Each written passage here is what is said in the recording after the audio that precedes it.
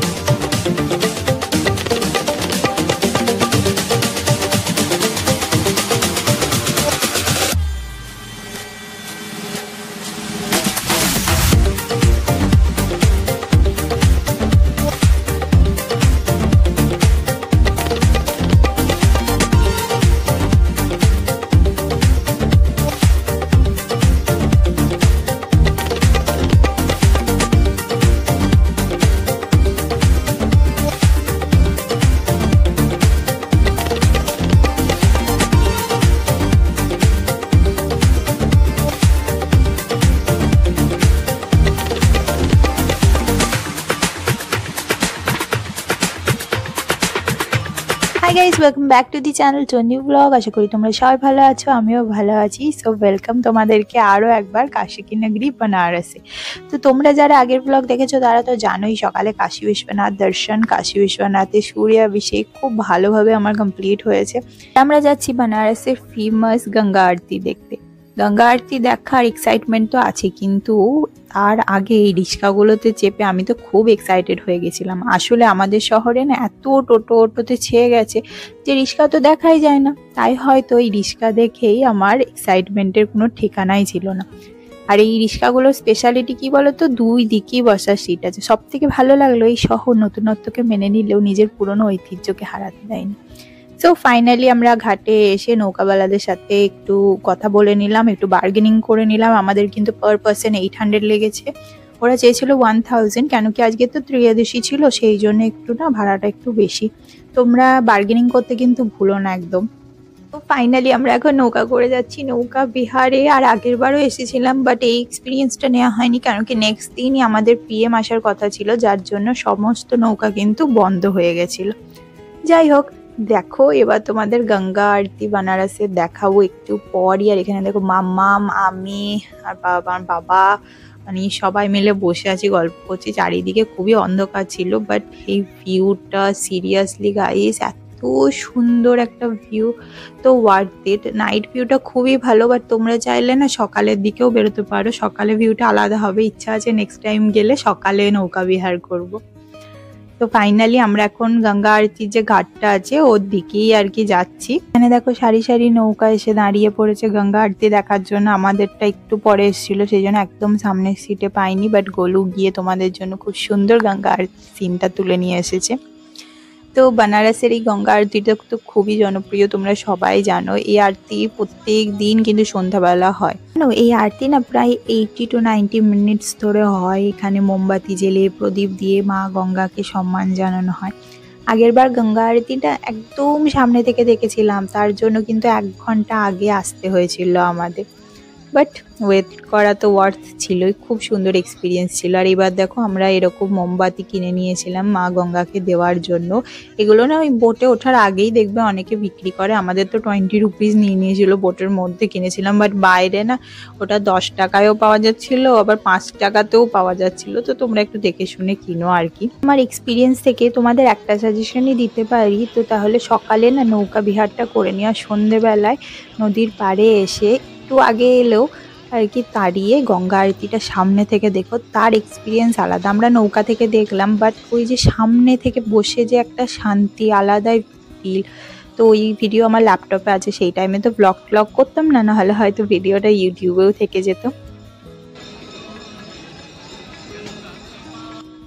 আর সকালে নৌকা বিহার করলে না ভাড়াটা শুনেছি অনেকটা কম, ভিউও অনেক ক্লিয়ার, কিন্তু হ্যাঁ রাতের মতো এই লাইটের ভিউটা হয়তো পাবে না, কিন্তু খুব সুন্দর। আর এই গঙ্গা আরতির সামনে থেকে দেখার ফিলিংসটা আলাদা। সো আমাদের যে দ্বীপটা দিয়েছিলাম সেটা এখন গোলু এসে ওই গঙ্গায় দিয়ে দিচ্ছে আর কি, বাট মানে নৌকার হাইটটা অনেকটা উঁচু ছিল, তাই নিজের রিস্কে কিন্তু এটা দেখে প্লিজ ট্রাই করো না যারা পারবে না। আর এখানে মাম্মাম দেখো ওই ওপরে দ্রোণ ওরা ছিল, জানো তো, তো ওইগুলোকে দেখি মাম্মাম টাটা করছে, খুব এক্সাইটেড হয়ে গেছিলো। ওর ফার্স্ট ট্রিপ তো খুব ভালো গেল। আমরা ওকে নিয়ে অনেক নার্ভাস ছিলাম যে ওকে নিয়ে কী করে কাটবো, বাট ও খুব কোঅপারেটিভ। আর আশেপাশে দেখো এত সারি সারি নৌকা লাগানো আছে, কেমন একটা লাগছে না? আমার তো খুব খুব খুব ভালো লাগছে। সব ধরনের এক্সপিরিয়েন্সই দরকার ছিল সিরিয়াসলি, সেই জন্যই আমরা একটা ওয়ান কাইন্ড অফ এক্সপিরিয়েন্স নেওয়ার জন্যই এই নৌকা বিহারটা করলাম আর কি। আর হ্যাঁ, সকালের ভিউটা তো অবশ্যই ওই একটা না, আমার ইচ্ছা থাকলো ওই একটা সকালের নৌকা বিহার একটা করতে হবে ওখানে গিয়ে। सुन रही है ना आप लोग? ये घाट का नाम है मणिकर्णिका घाट। इधर में 12 बजे को शंकर जी और शंकर पार्वती जी इस घाट पे स्नान करने के लिए आए थे। तो शंकर जी का मस्तक कमनी और पार्वती जी का कान का कनेनी कुंडल इस पानी में गिर गया था। सब मल्लाहों लोग से देवताओं लोग से खोजने से नहीं मिलता है, तो शंकर पार्वती जी क्रोधित होकर श्राप दे देती है कि इधर में every day 24 hour dead body fire होगा, 24 घंटा डेड बॉडी जलेगा। जैसे पेट्रोल डालने पे आग बहुत तेज जलता है ना, अपने काशी में बारिश होता, पार्वती जी का कनी मिलके मणिकर्णिका घाट बना हुआ है। मणि और कनी गिर जाने से शंकर पार्वती जी को बहुत दुख होता है। वो बोलते हैं कि हमको पचकोश की यात्रा कराइए, जैसे आप लोग पचकोश की यात्रा कर रहे हैं बोट पे बैठ के। पचकोश की यात्रा जानते हैं ना, लोग पैदल यात्रा कर रहे हैं, आप लोग बोट पे बैठ के यात्रा कर रहे हैं। कोई घूमने काशी में नहीं आता है, यात्रा करने के लिए आता है। तो यात्रा करने निकल जाते हैं, तो आगे जाते हो तो राम और लक्ष्मण बैठा जाते हैं, कुछ आगे जाते हैं तो विष्णु जी बैठा जाते हैं। इसको बोलते हैं पांच कोसी यात्रा, 5 लोग मिलकर यात्रा करते हैं। तो शंकर पार्वती जी हर घाट पे दान करते हुए जाती है। दान समझते हैं ना, जैसे कि पंडित को दान कर दिए, भिखारियों को दान कर दिए, हर जगह दान करते हुए जाती है। जब दान करते हुए जाती है, जब हरिचंद घाट से रिटर्न मणिकर्णिका घाट आती है तो। আর তোমাদের আরেকটা কথা বলে দিই, তোমরা কিন্তু এই সুন্দর সুন্দর শিপগুলোতেও কিন্তু চড়তে পারো, বাট এর জন্য কিন্তু প্রি বুকিং এর কি একটা অপশন আছে, উই ডোন্ট নো। তোমাদের কিন্তু আগে থেকে ওটাকে জেনে আর কি ওখানে বুক করে আসতে হবে, নাহলে কিন্তু অ্যাট দ্য টাইম গিয়ে তোমরা পাবে না, যেটা আমাদের সাথে হয়েছিল। তাই ভাবলাম তোমাদের সাথে এই এক্সপিরিয়েন্সটা শেয়ার করে দিই। তো ফাইনালি দেখো আমরা মণিকর্ণিকা ঘাটের সামনে দিয়ে যাচ্ছি, আর ওই যে ওখানে লাইট মতো জ্বলছে না, ওখানে অল টাইম না আগুন জ্বলতেই থাকে জানো তো। তো এখানেই মায়ের কানের একটা মানে কানের দুল পড়েছিল আর কি। আর এখানে মণিকর্ণিকা একটা টেম্পলও আছে, ওটাও কিন্তু শক্তিপীঠের মধ্যেই পড়ে। ওটা আমার জানা ছিল না, আমরা ঘুরে টুরে এসে তারপরে জানতে পারছি ওটা বিশালাক্ষী টেম্পল। তো ওটা আগের বার গিয়েছিলাম, বাট ওটা তখন জানতাম না যে ওটা ওয়ান কাইন্ড অফ শক্তিপীঠ। তো ওখানেও আমাদের আগের বার দর্শন হয়েছে, বাট এবার যাওয়া হয়নি। আর এখানে দেখো আমি আর গোলু এখানে ভিউ এনজয় করছি, খুব সুন্দর লাগছে জানো তো, একদম টাইম কাটানোর জন্য অ্যাপ্রোপ্রিয়েট একটা রোম্যান্টিক রাইড বলতে পারো। আর এখানে দেখো আমরা ফাইনালি কাশী বিশ্বনাথ করিডোরে চলে এসেছি, এখানে নেমে পড়েছি। তোমাদের একটা কথা বলে দিই, ওই ছোট ছোট একটু ঘট পাওয়া যায় জানো তো, ওখান থেকে তোমরা এই কাশী বিশ্বনাথের এখানকার জলটা নিয়ে যেতে পারো নিজের সাথে। তো ফাইনালি দেখো আমরা যাচ্ছি, আর ওই দেখো দেখা যাচ্ছে মন্দিরের একটু চূড়া।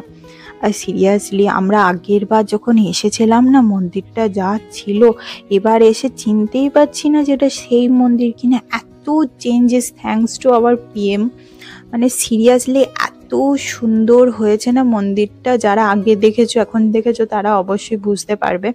আর এই দেখো এখানে পাপা বেটুকে নিয়ে পুরো ছুটছে, আমার তো দৌড়ানো ইম্পসিবল লাগছে, কেন কি সকালবেলা যখন সূর্যাভিষেকে গিয়েছিলাম না, তখন একটা বিশাল ভারী বালতিটাকে অনেকক্ষণ হাতে ক্যারি করে, প্রায় তোমার 3 লিটারের কাছাকাছি দুধ ছিল, সেই একটা লোহার বালতি হাতে ক্যারি করে আমি দাঁড়িয়েছিলাম। তো আমার অতটা এনার্জি ছিল না, বাট হ্যাঁ কোনো কষ্টও হয়নি বাবার কৃপায়। আর এখানে দেখো বেটু যাচ্ছে দিদুনের হাত ধরে।